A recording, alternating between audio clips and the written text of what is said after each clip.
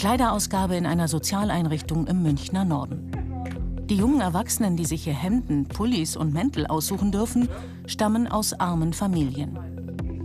In Deutschland sind die 18- bis 24-Jährigen diejenigen, die zahlenmäßig am stärksten von Armut bedroht sind. Rund ein Viertel von ihnen ist betroffen. Warum hat ein Jugendlicher Armut zu erleiden in Deutschland? Warum hat ein Jugendlicher mitzuhaften für die Familie? Warum ist das so?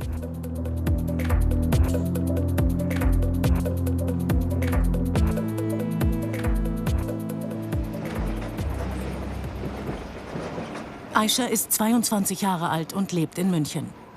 Sie hat 5 jüngere Geschwister, für die sie früh Verantwortung übernehmen musste. Ich war in der Schule, dann war ich Hort und dann zu Hause war ich Mutter. Das heißt, ich bin nach Hause gekommen, habe die Wäsche gewaschen, habe die Sachen gekocht mit meinen Geschwistern, habe gekocht, geputzt und bin erst dann am Ende so um 20 Uhr noch mal lernen gegangen für mich selber und dann bin ich erst schlafen gegangen. Und dazu immer Geld sorgen. Aisha will unbedingt eine gute Ausbildung machen. Aber es gibt so viele Hürden auf diesem Weg. Ich wusste eigentlich, was ich machen möchte, aber ich hatte immer viel zu viel Angst davor, es durchzuziehen. Auch bei Johannes, der seinen richtigen Namen nicht nennen möchte, ist die Not in der Familie groß. Gemeinsam mit seinen 3 Geschwistern ist er beim alleinerziehenden Vater aufgewachsen. Johannes stand als kleines Kind immer unter Strom. Doch in der Küche zu helfen, hat ihm gefallen. Es hat einfach angefangen mit meinem Vater, der ist auch Koch. Und seitdem ich 8 bin, habe ich ihm in der Küche geholfen. Und war dann auch bei ihm in seinem damaligen Restaurant und habe da auch mitgeholfen. Und war halt immer da, um Kartoffeln zu schälen, Karotten zu schälen und sonst. Ich habe halt ein bisschen nebenbei was verdient dadurch. Johannes und Aisha sprechen nicht gerne über ihre familiäre Situation. Aber so viel verrät Johannes. Seine Eltern trennten sich, als er noch klein war. Sein Vater war mit der ganzen Situation überfordert. Johannes hatte in der Schule immer Hunger, Pausenbrote gab es keine. Auch Geld war immer wieder knapp. Zum Beispiel hatten wir irgendwann eine Zeit lang kein Geld mehr, weil halt dann mein Vater von der Arbeit rausgeschmissen wurde und auf jeden Fall dann irgendwie noch Probleme waren mit dem Jugendamt wegen Hartz IV und Kindergeld und alles drum und dran. Dass dann halt wirklich bei uns dann der Strom weg war für locker 2-3 Monate. Mein Bruder dann sich umgeschaut hat, wie er das jetzt klärt im Endeffekt, hat seine PlayStation 3 damals noch, hat dann verkauft, um wirklich wieder Geld für den Strom zu haben. Dann haben wir den Strom damit bezahlt. Und das hat mir gezeigt, so im Endeffekt, dass ich auf einem Punkt stehe, wo ich nicht mehr stehen will. Ich will da raus im Endeffekt. Ich will selbstständig werden. Ich will schauen, dass Geld da ist im Endeffekt. Ich will schauen, dass wir nie wieder irgendwie zu Hause hocken müssen, keinen Strom mehr haben oder uns überlegen müssen, entweder der Strom oder das Essen. In Deutschland sind über 3 Millionen Kinder, Jugendliche und junge Erwachsene von Armut bedroht. Das heißt, sie bzw. ihre Eltern leben von weniger als 60% des mittleren Nettoeinkommens aller Haushalte. Dass so viele junge Menschen unter Armut leiden, fällt im Alltag nicht ins Auge, denn die meisten wissen das gut zu verstecken. Die Armutsgefährdungsquote unter den 18- bis 24-Jährigen ist stetig gestiegen. Von 22,7 auf 25,8% im letzten Jahrzehnt. Dabei hat im selben Zeitraum in Deutschland die Wirtschaftskraft deutlich zugenommen. Im Hasenbergl im Norden von München sind Aisha und Johannes aufgewachsen. Ein Viertel, in dem viele sozial benachteiligte Familien leben. In keinem anderen Stadtteil Münchens gibt es mehr Sozialwohnungen. Durch städtische Programme wurde das Viertel in den letzten Jahren aufgewertet. Dennoch können sich hier viele Familien nur mit gering bezahlten Jobs oder Sozialleistungen über Wasser halten.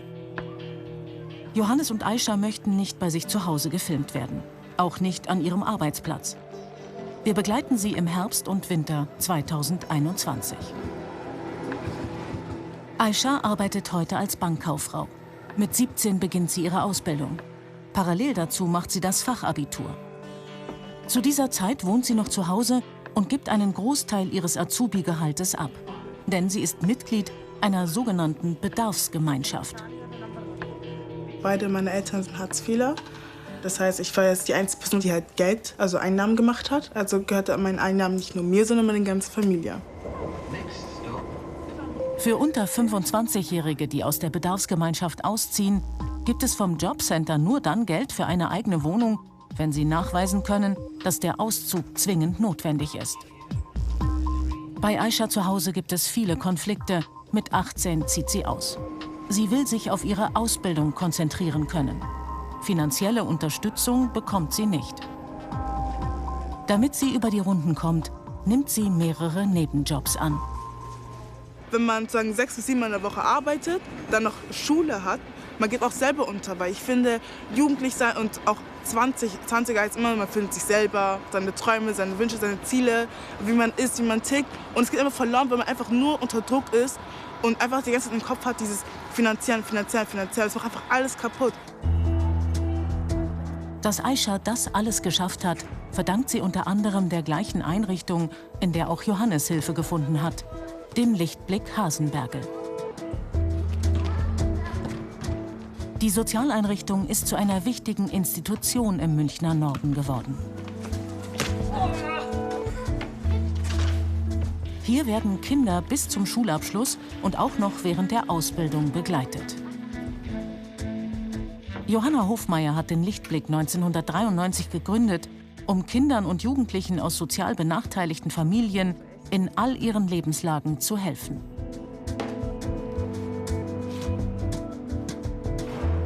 Die Einrichtung füllt die Lücke, wo elterliche Fürsorge nicht ausreicht und Kinder durch das soziale Netz fallen.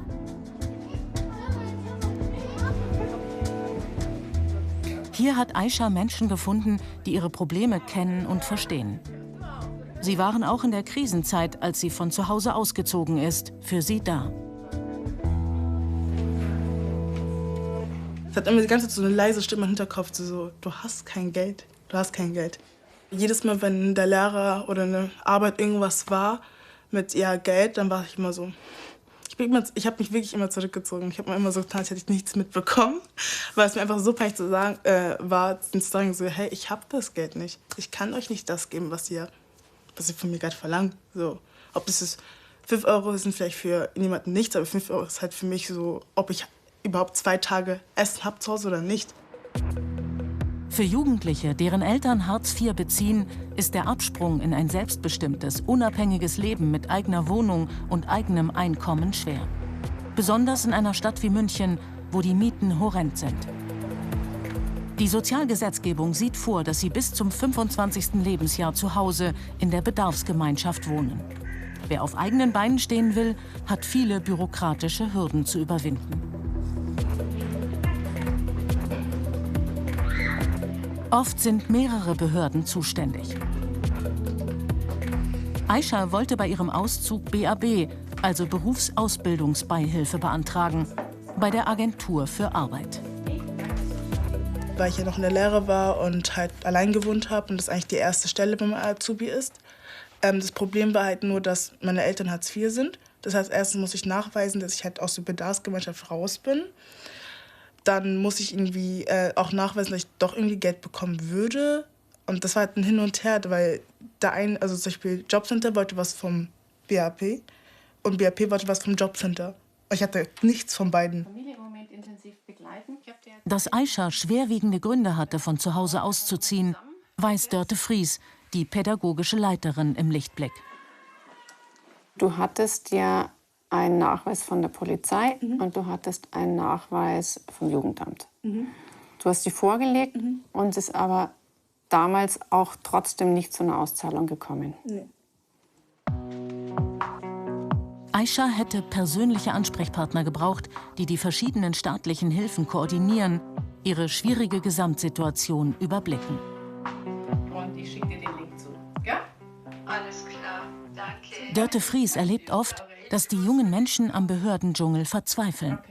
Also Konsequenzen sind, dass sie zu spät Anträge stellen oder tatsächlich gar keine Anträge stellen und es dann bevorzugen, die Ausbildung mit x Nebenjobs parallel zu bewältigen. Wo ich dann anfange, mir Sorgen zu machen, ist, wenn sie sich so überlasten, dass ich denke, also so wird es einfach wirklich fraglich, ob sie diese anspruchsvolle Ausbildung überhaupt durchhalten können. Also wie kommen sie raus, wenn sie nicht die Hilfen haben? Die Grundversorgung ihrer Schützlinge zu sichern, steht für Dörte Fries an erster Stelle. Heute findet wieder eine Kleiderausgabe statt, mit neuer Ware, die Modegeschäfte in der Pandemie nicht verkaufen konnten und gespendet haben. Wenn wir so einen Kleiderbazar aufbauen, da gibt es immer Kinder, die einfach mithelfen, die Lust haben, das mit aufzubauen, mit vorzubereiten und dafür Punkte zu erwerben. Oder Kochkurs leiten oder Nachhilfe geben oder lauter so eben, wo sie ihre Kompetenzen, wo sie ihr Wissen und ihr Können haben oder auch ihre Interessen und sich da dann einbringen. Dafür kann man dann Punkte verdienen. Anfangs sah das Konzept im Lichtblick gar nicht vor, Jugendliche auch nach dem Schulabschluss noch zu begleiten. Doch bald wurde klar, dass Unterstützung gerade für die Schulabgänger, für die Älteren, elementar wichtig ist. Seit 2010 gibt es nun auch den Bereich der Ausbildungsbegleitung, für den die Einrichtung aber keine öffentlichen Gelder erhält. Innerhalb von einem halben Jahr sind alle Jugendlichen, jungen Erwachsenen zurückgekommen, die auch die Jahre davor ihren Abschluss gemacht haben. Und meinen wir, okay, irgendwie statt 10 hatten wir auf einmal 40 da. Und dann, um was geht's? Was ist eigentlich das Thema? Was braucht ihr? Und sie haben gesagt, das Leben ist so hart. Also sie gehen morgens in die Ausbildung, sie kämpfen, sie arbeiten, sie lernen und sie gehen abends nach Hause in ein Zuhause, das einfach eine kleine Wohnung ist, in dem es einfach aufgrund der Lebensumstände Belastungen gibt. Wir packen es nicht mehr, wir können nicht mehr, wir arbeiten nur noch, es ist nur noch anstrengend, wir überlegen, die Ausbildung abzubrechen. Und dann haben wir uns gedacht, das kann es ja wohl nicht sein.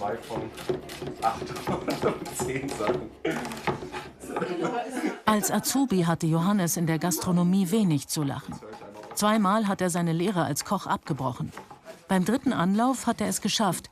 Sein Vater und die Leute hier haben ihn motiviert. Wenn er sich nicht im Lichtblick nützlich macht, arbeitet er als Jungkoch in einem Münchner Restaurant. Er hat dort eine feste Stelle. Meine Pläne sind jetzt, nach Hannover zu gehen. Ich will dort in einem anderen Restaurant arbeiten, ich will mich weiterentwickeln und bin da höchstens noch ein Jahr, will selbstständig werden, will eine eigene Wohnung haben, will schauen, dass ich selber alleine leben kann. Und dann will ich ins Ausland gehen und mich nochmal weiterentwickeln. Aber im Moment fühlt er sich ausgebremst. Sein Vater hat seit der Pandemie wieder Probleme im Job. Und Johannes, der noch zu Hause wohnt, springt seit 3 Monaten finanziell ein. Bei mir ist es so, ich verdiene 1.500, dann gebe ich 750 für Strom, Miete und Internet und alles aus. Dann Essen, was ich halt noch für meine Familie kaufe im Endeffekt, dass wir was zum Essen zu Hause haben. Da bin ich auch locker nochmal für den Monat bei 500 €. Weil ich eine Schwester habe, die was ich versorgen muss, mein Vater, den was ich versorgen muss. Und da musst du auch halt weiter schauen, dass es geht. Und dann habe ich so nochmal für mich ungefähr davon noch 200-300 €, die was ich dann, wo ich 200 € jeden Monat gerade eigentlich wegpacke, damit ich sage, ich habe Geld für mich, dass ich nochmal irgendwo einen Puffer habe, falls ich irgendwo zugreifen muss. Und das war's dann. Corona hat die Not im Hasenbergl verschlimmert. Viele Menschen hier arbeiten im Niedriglohnsektor. Ihre Jobs sind durch die Pandemie besonders gefährdet. Die Münchner Tafel hat die Not erkannt und gibt jetzt an 2 Tagen pro Woche statt bisher einmal Essen an Bedürftige im Viertel aus. Auch Johannes war in der Pandemie mehrere Monate in Kurzarbeit. Seine Familie hat er in dieser Phase trotzdem unterstützt. Für mich war das halt einerseits einfach bedrückend und doch irgendwie hat es mich ein bisschen stolz gemacht, weil ich halt helfen konnte. Und das bei meiner Familie, bei den Menschen, die was mich aufgezogen haben. Aber sein Erspartes schrumpft beständig. Ob er seine Pläne, nach Hannover zu ziehen, trotzdem realisieren wird? Als Aisha mit 18 in ihre eigene Wohnung zieht, versorgt der Lichtblick sie erstmal mit dem Nötigsten.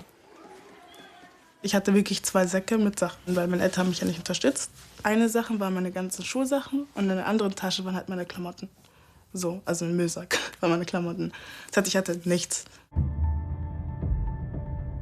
Töpfe habe ich bekommen, Eine ehemalige Dualstudentin hat noch ein alten Bett gehabt zu Hause und hat mir dann ein Bett gekommen mit ihrer Mutter und hat es dann noch bei mir aufgebaut.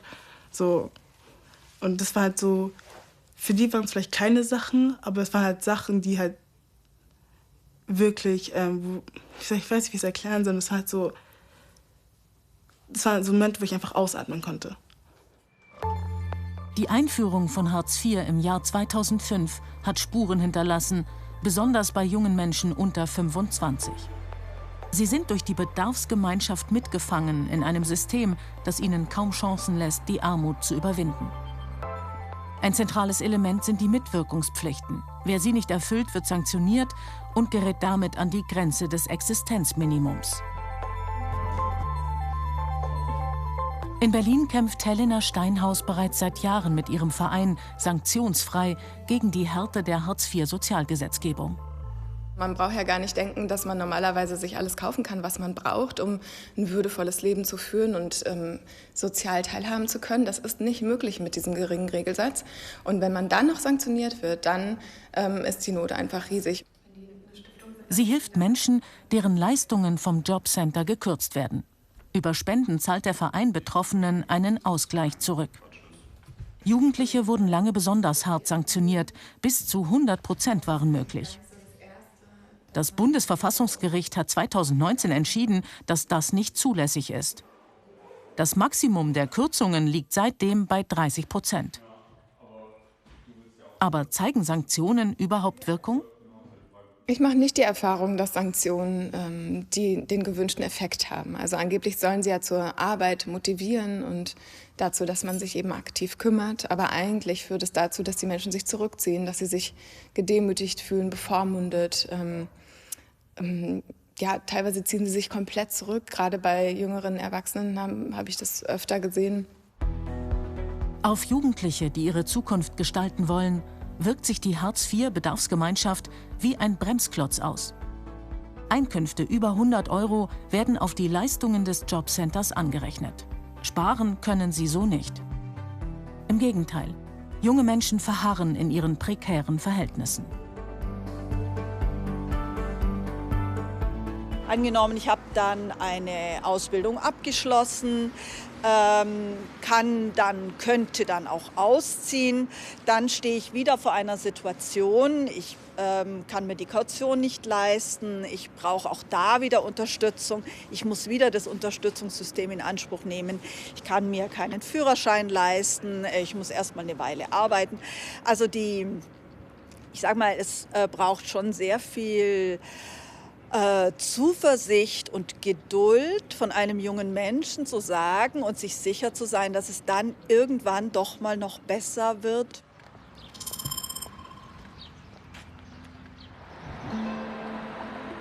Auch für Jugendliche, die in Heimen oder Pflegefamilien aufwachsen, ist der Start in die Selbstständigkeit schwer. Laura Brüchler aus Schwalmstadt hat ihre Kindheit und Jugend zuerst in einer Pflegefamilie verbracht, später in einer betreuten Wohngruppe. Als sie 18 wurde, hieß es, raus aus der Jugendhilfe. Ich würde schon sagen, dass mit 18 direkt in eine eigene Wohnung ziehen und eigenständig werden schon eine harte Zeit war und eine sehr prägende Zeit war, die mich zu der Person geformt hat, die ich jetzt bin. Also auf der einen Seite sehr eigenständig, aber auf der anderen Seite auch ein sehr sparender Mensch.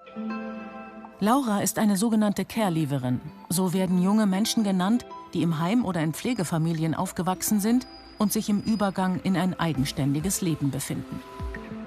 Sie möchte heute ihre ehemalige Betreuerin besuchen.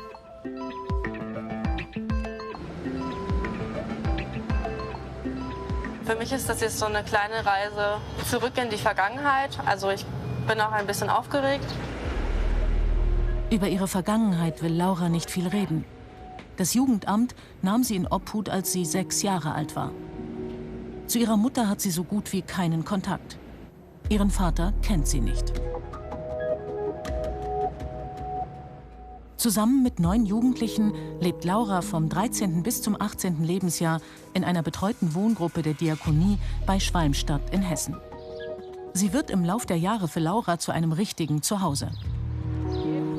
Angelika Donau, ihre ehemalige Betreuerin, hat sie seit fast 3 Jahren nicht mehr gesehen. Schön, dich zu sehen. Ja, finde ich auch. Alles gezirkelt, ne? Das ist unser Teamzelt. Laura gewinnt hier Selbstvertrauen, wird Sprecherin der Wohngruppe, später Teil des Mitbestimmungsrats. Und ja, sag mir mal, wo steckst du gerade? Was machst du?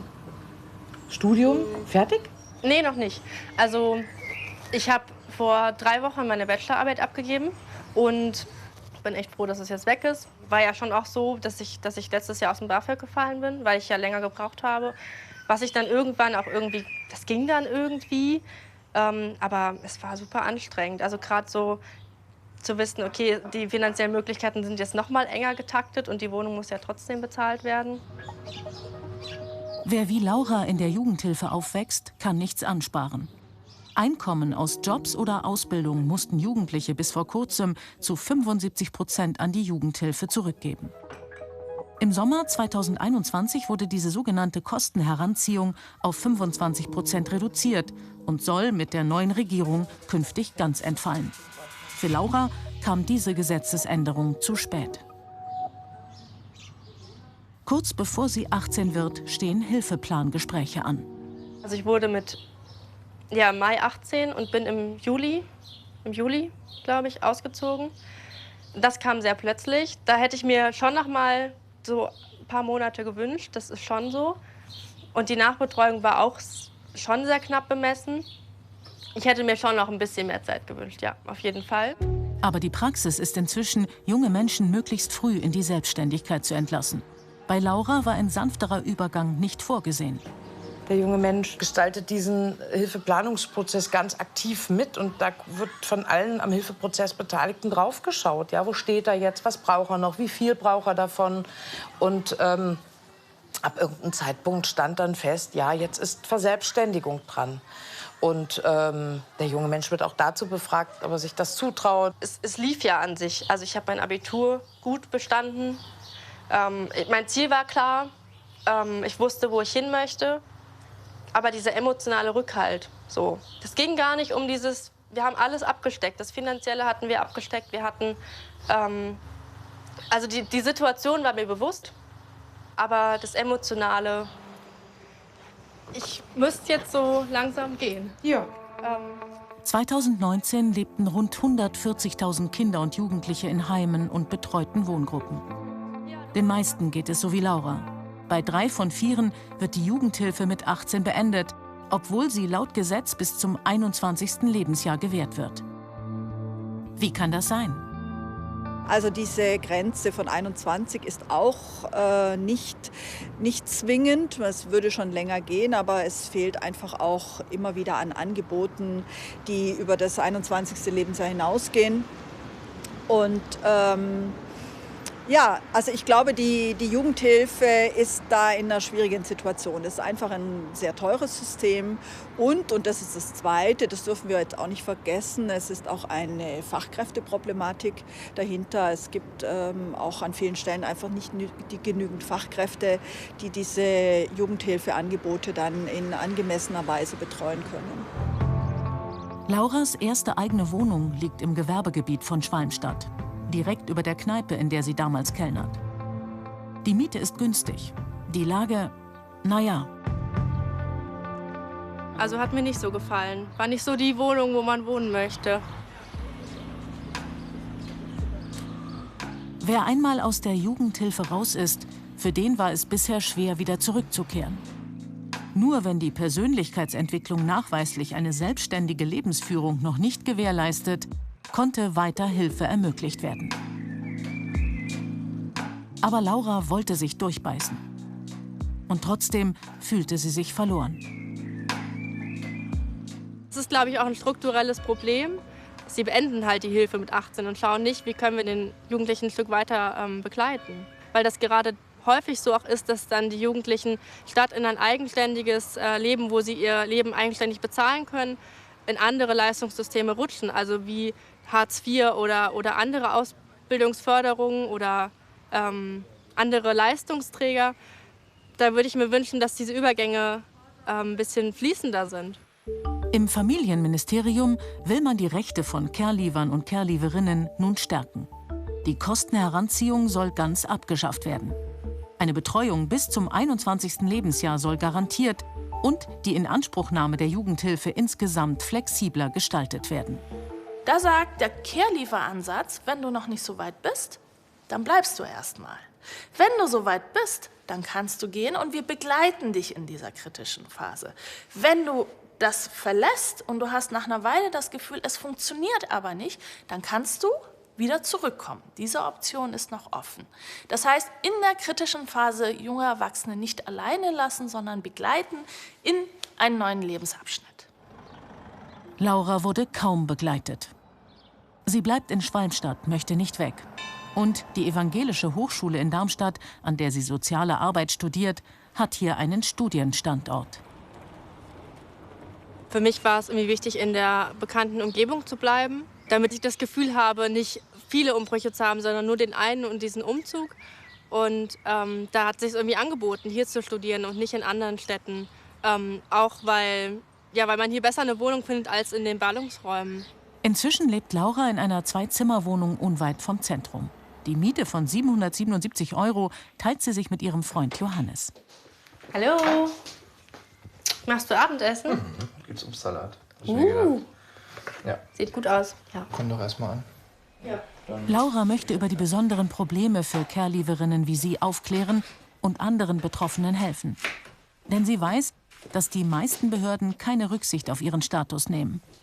Um Unterstützung vom BAföG-Amt zu bekommen, wurde sie von Sachbearbeitern mit Fragen zu ihrer Familie drangsaliert.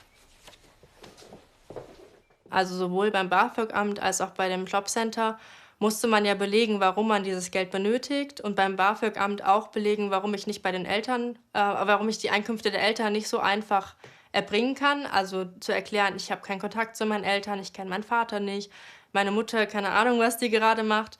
Das ist massiv Druck, auch einfach, weil wir keinen Kontakt haben. Und ich extra für das BAföG-Amt dann den Kontakt aufbauen musste. Das ist natürlich keine schöne Situation. Und auch beim Jobcenter ist man ja nicht aus Spaß, sondern weil man da irgendwie was beantragen möchte. Und das war einfach unglaublich viel Bürokratie, die auf mich gewartet hat. Laura muss mit 670 € im Monat auskommen. 450 € vom Minijob im Supermarkt und 220 € Kindergeld. Sie und ihr Freund Johannes sparen eisern. Ich habe geschaut, dass ich so Sachen wie Ausflüge nicht so häufig mache, damit ich da nicht in die Not komme, sondern das mir wirklich einzuteilen und und dann halt nicht unbedingt jeden Tag kochen, sondern für mehrere Tage direkt kochen oder viele Dinge selbst kochen, anstatt auszugehen. Ich war nicht so oft essen die letzten Jahre. Habe eher selber zu Hause gekocht und das spart ja doch einiges an Geld. Johannes studiert Theologie in Marburg. Sparen hat auch er gelernt. Aber im Gegensatz zu Laura hat er Eltern, auf die er sich jederzeit verlassen kann. Ja, also ich denke, am ehesten ist es wirklich dieses jemanden anrufen können, wenn man nicht mehr weiter weiß und sich auf jemanden verlassen können und diese Gewissheit zu haben, dass man aufgefangen wird, wenn man fällt, wenn man fallen sollte. Ja, dieses Bedingungslose, das ist etwas, was mir immer wieder auffällt, wie viele Privilegien ich habe. Und das ist schon, wenn man sich dessen bewusst wird, dann geht man ganz anders durch die Welt, finde ich.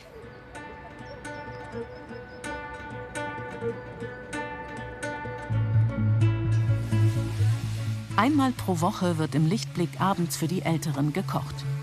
Johannes übernimmt das häufig, weil ihm Kochen Spaß macht und er so auch ein paar Punkte sammeln kann. Zum Beispiel für die nächste Kleiderausgabe. Die jungen Erwachsenen kennen sich seit ihrer Kindheit. Sie sind zusammen aufgewachsen. Auch Aishas Freundin Ceyda ist gekommen. Heute ist ihr 22. Geburtstag. Sie kann ein bisschen Ablenkung gut gebrauchen, denn sie macht gerade eine schwere Zeit durch. Das ist Ceyda in die Mitte, oder? Ein Geburtstagskind darf entscheiden. Ja. Hier in Ehrenplatz. Ja, super. Ja, das war Kannst du meinen Stuhl vorschieben? Achso, ja. Entschuldigung. Dankeschön. Ceyda, Aisha und Johannes. Sie alle haben schon viele Hürden überwunden aber auch immer wieder Rückschläge einstecken müssen. Ceyda wohnt mit ihrer alleinerziehenden Mutter und ihrer Schwester zusammen. Vom 14. bis zum 18. Lebensjahr lebt sie in der Türkei. Als sie vor 3 Jahren nach Deutschland zurückkehrt, wird ihr türkisches Abitur hier nicht anerkannt. Eine große Enttäuschung. Meine Angst war halt, von diesem Kreislauf nicht rauskommen zu können. Ich hatte vor 6 Monaten keine Ziele mehr in meinem Kopf. Mir war nur noch wichtig zu arbeiten, vom Jobcenter weg und irgendwie zum Mindestlohn wenigstens irgendwie meine Miete zahlen können und dann essen. Mal rauskommen von zu Hause, das tut Ceyda gut. Ihre Mutter kann aus gesundheitlichen Gründen nicht mehr arbeiten. Sie bezieht Erwerbsminderungsrente. Ceydas Schwester befindet sich in Therapie. Für Menschen, die am Existenzminimum leben, ist es schwierig, am kulturellen und sozialen Leben teilzunehmen. Der aktuelle Hartz-IV-Regelsatz sieht für Freizeit, Unterhaltung und Kultur einen Betrag von 44 € pro Monat für Erwachsene vor. Ins Restaurant, Theater oder Kino geht Ceyda so gut wie nie. Im Museum war sie seit ihrer Grundschulzeit nicht mehr. Dabei ist Kunst genau ihr Ding. Also ich will gerne mal eine Designerin werden, natürlich auch eine Künstlerin. Und ich hätte auch gerne beide zusammen machen. Zum Beispiel, ich könnte vielleicht irgendwann mal eine eigene Agentur haben. Und wenn ich dann Zeit habe, auch Ausstellungen selber machen mit einer Serie von meinen eigenen Bildern, einem eigenen Thema.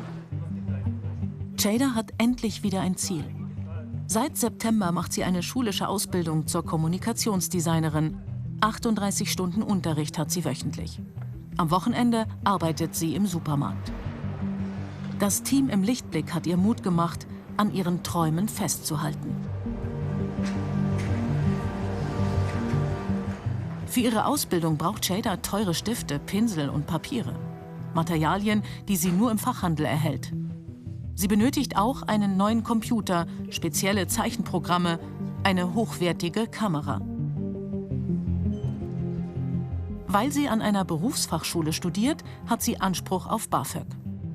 Vor 4 Monaten hat Ceyda den Antrag weggeschickt. Aber das Geld lässt immer noch auf sich warten. Es sind hochwertige Materialien, die auch sehr übelst teuer sind. Eine Farbpalette musste ich schon 80 € zahlen. Ich habe da schon so in dem Moment mir gedacht, oh, es ist ein neuer Anfang für mich, ein wunderschöner Anfang, aber ob ich es wirklich packe, ob ich es schaffe, überhaupt mir das alles zu finanzieren, 3 Jahre lang. Ceyda will weitermachen. Aber die Geldnot macht ihr jeden Tag zu schaffen. Die neue Bundesregierung hat sich zum Ziel gesetzt, den Sozialstaat bürgerfreundlicher, transparenter und unbürokratischer zu machen. Im Koalitionsvertrag heißt es, Bürgerinnen und Bürger sollen die ihnen zustehenden Leistungen wie aus einer Hand erhalten, im Rahmen möglichst niedrigschwelliger, einheitlicher Anlaufstellen vor Ort. Anne Spiegel, die neue Familienministerin, will mit der Einführung einer Kindergrundsicherung Kinder- und Jugendarmut gezielt bekämpfen. Die Kindergrundsicherung soll aus 2 Komponenten bestehen.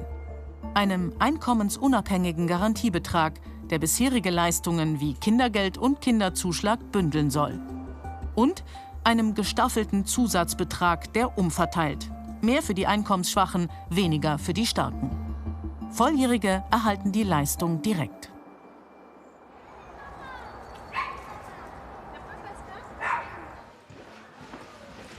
Den jungen Erwachsenen im Lichtblick hätte diese Reform viel erspart.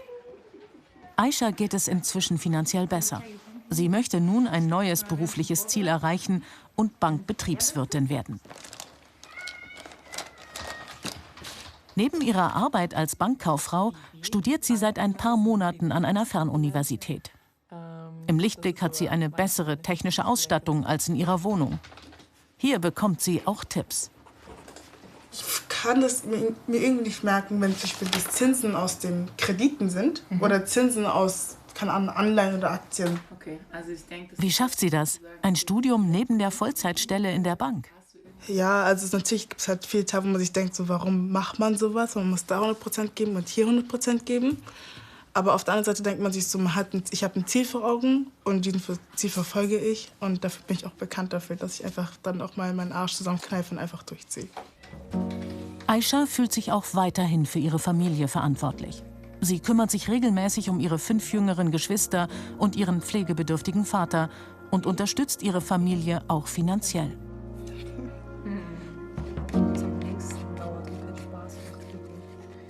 Jada bekommt das teure Schulmaterial erst einmal vom Lichtblick bezahlt. Dafür möchte sie etwas zurückgeben. Sie bietet hier regelmäßig Malkurse an. Du kannst dann einmal an die Ecke und dann einmal an die Ecke so den Tupfen bauen. Aber es gibt immer noch Probleme mit dem Jobcenter. Die Sachbearbeiterin, die für Jadas Schwester zuständig ist, braucht auch von Jada als Teil der Bedarfsgemeinschaft immer wieder Nachweise. Vorher gibt es kein Geld. Es fehlt immer irgendeine Sache. Ich vergesse zum Beispiel die Seite 2 zu schicken oder es kommt nicht an und dann wollen die den ganzen Antrag wieder ganz neu, von A bis Z. Und ich habe da einfach keine Nerven mehr. Ja. Okay. Sigrun Sommer aus dem Ausbildungsteam hilft ihr, alle Unterlagen erneut auf den Weg zu bringen. Den Antrag, den hast du, glaube ich, schon ausgefüllt? Ja, den habe ich schon vor 2 Monaten abgeschickt. Kostenunterkunft kommt den Bewilligungsbescheid fürs BAföG. Ja. Das ist ja, soweit ich jetzt von dir verstanden habe, noch nicht durch. Das Antragswesen soll künftig digitalisiert, einfacher gemacht werden.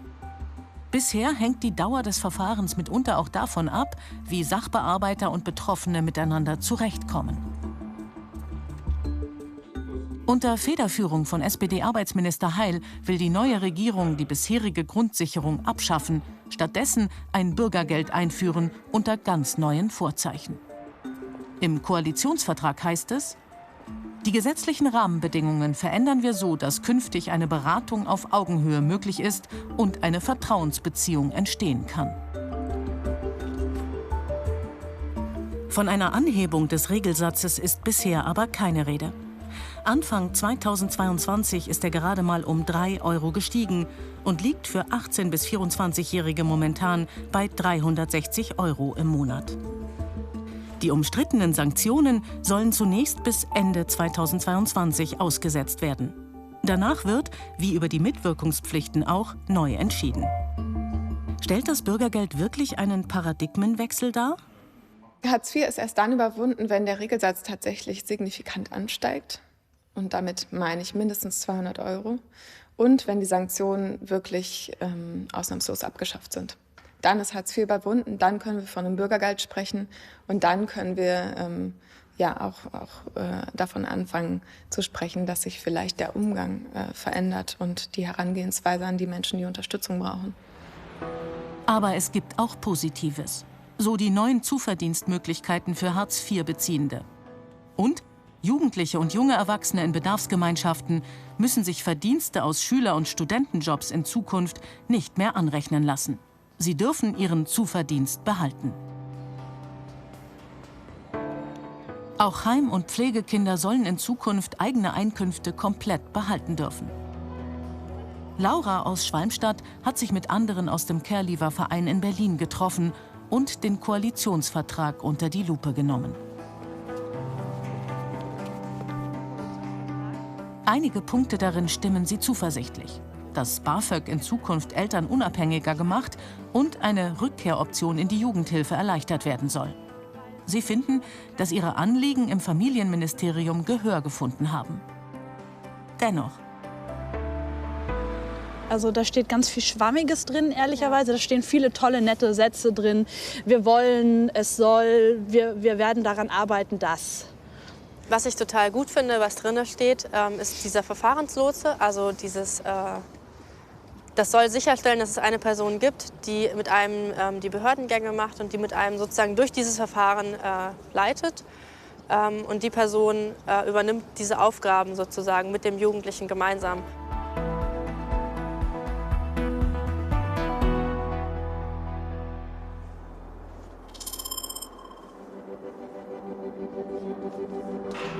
Im Lichtblick wünscht man sich eine Politik, die allen Kindern und Jugendlichen einen guten Weg ins Erwachsenenleben ebnet, die sie unabhängig vom Einkommen der Eltern fördert und bürokratische Hürden abbaut.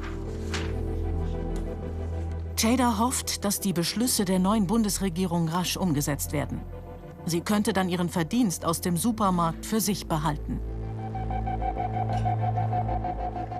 Sie hat Dörte Fries um ein Gespräch gebeten. Im November ist ihre Not existenziell. Der Antrag auf Jobcenter-Leistungen für ihre Schwester wurde immer noch nicht bewilligt, was sich auf die ganze Familie auswirkt. Ich wollte jeden Monat noch mal den Kontoauszug haben.